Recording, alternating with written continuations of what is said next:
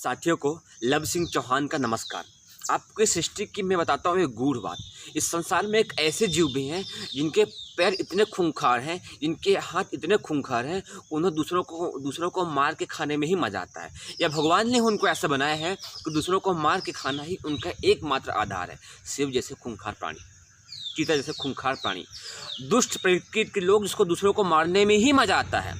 और दुनिया में इस तरह के लोग भी हैं, खरगोश जैसे जीव, बहुत सुंदर, एक से बढ़ के एक साधु प्रकृति के लोग। और अनादिकाल से संसार में दो तरह के लोग रहे, एक बहुत ही दुष्ट, एक बहुत ही खूंखार, एक बहुत ही शांत, एक बहुत ही साधु। तो हमें किस रास्ते पर रहना चाहिए? जब सृष्टि का निर्माण हुआ तो इस सृष्टि में सब एक तरह के मनुष्य थे, वो सब समाज के कार्य में ही लगे थे।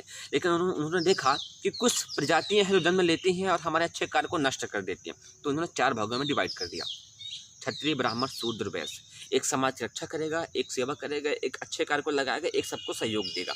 उसी प्रथा में आज समय थोड़ी सी अलग है। हम कैसे बने, अच्छे या बुरे? यदि आप बहुत सीधे बन के रहेंगे तो आपको शेर आके खा जाएगा और ले जाएगा, और यदि आप बहुत तेज बन के रहेंगे तो आप खरगोश को मार देंगे।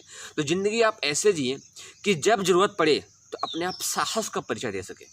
जब जहाँ बुरा कर्म हो रहा हो, बुरी स्थिति पैदा हो, तो आप में वो हिम्मत, वो साहस हो कि आप सत्य का परिचय दे सके कि हाँ, ये गलत है, ये सही है, मैं गलत का विरोध करता हूँ और सही का साथ देता हूँ। दूसरी स्थिति ये आती है कि हम शांत और सुशील भी बने, कि अच्छों का सहयोग दे सके, अच्छाई के राह पर चल सके और समाज के लिए कुछ महत्वपूर्ण कार्य भी कर सके।